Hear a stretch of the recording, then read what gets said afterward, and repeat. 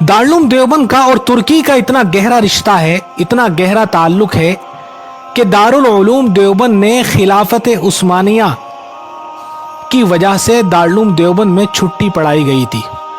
हजरत शेखुल हिंद रहमतुल्लाह अलैह का ज़माना था 1912-1913 ईस्वी में तुर्की की जंग चल रही थी, जंगे बल्कान के नाम से जो मशहूर है।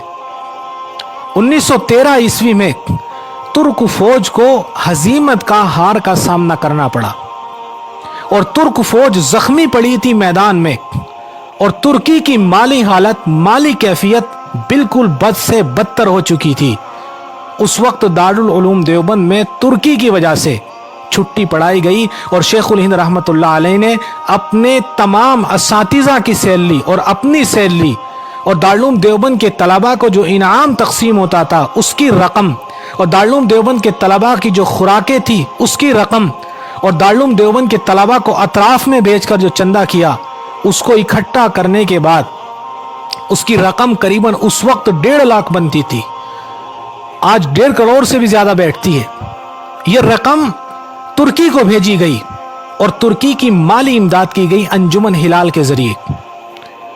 दारुल देवबंद की तरफ से ये माली इमदाद जब तुर्की को पहुंचती है तो तुर्की दारुल देवबंद की इस खिदमात को अंजाम देने के बाद इतना खुश होता है कि नबी करीम सल्लल्लाहु ताला अलैहि वसल्लम का जो असली जुब्बा तुर्की के म्यूजियम में आज भी मौजूद है, और लोग जिसकी जियारत हासिल करते हैं, अपने दिल को ठंडा करते हैं, अपनी आंखों को ठंडा करते हैं, उससे मसरूमाल दारुल देवबंद को इस खिदमात की वजह से तुर्की ने हदिया दिया।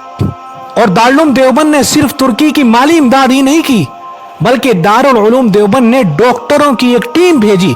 हजरत शेखुल हिंद रहमतुल्लाह अलैह ने डॉक्टर मुख्तार अहमद को सरदार बनाकर तुर्की में भेजा।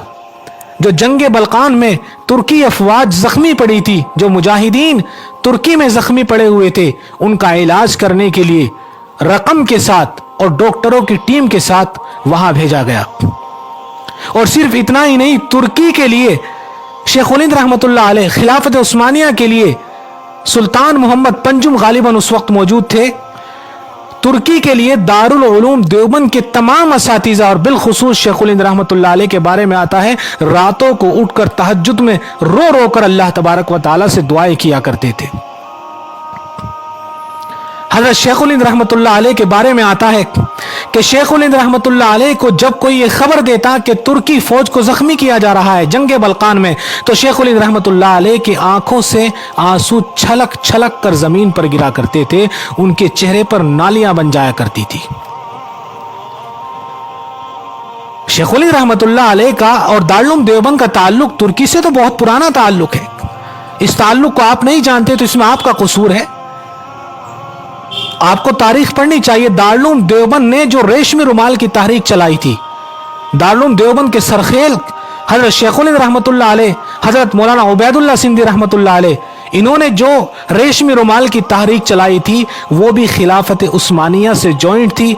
मेरा ख्याल है जिसको अभी बयान करना मुनासिब नहीं है, इंशाल्लाह फिर कभी आपके सामने बयान करूंगा। दारुल देवबंद का ताल्लुक तुर्की से बहुत पुराना है, खिलाफत उस्मानिया से बहुत पुराना है। ये दारुल देवबंद में जो रुमाल आपको नजर आता है, ये रुमाल तुर्की की देन है, तुर्की म्यूजियम से मिला हुआ है, और देने वाले सुल्तान मोहम्मद पंजुम है। तो मोहतरम नाजरीन, दारुल देवबंद का और तुर्की का रिश्ता बहुत पुराना है। ये मुख्तसर तारीख मैंने आप हजरात के सामने बयान की है। इसके अलावा भी बहुत ऐसी बातें हैं जो आपके सामने अभी उजागर नहीं की गई है। इंशाअल्लाह कभी वक्त मिला तो अल्लाह ने चाहा तो आपके सामने जरूर बयान करेंगे, क्योंकि बाज अहबाब की तरफ से ये बार बार सवाल मिल रहे थे कि तुर्की का और दारुल देवबंद का क्या रिश्ता है। अल्लाह ताला हम तमाम हज़रात को तारीखी पहलू पर भी नज़र डालने की तौफीक अता फरमाए और हमें जानने की तौफीक अता फरमाए। अस्सलामु अलैकुम व रहमतुल्लाहि व बरकातुहू।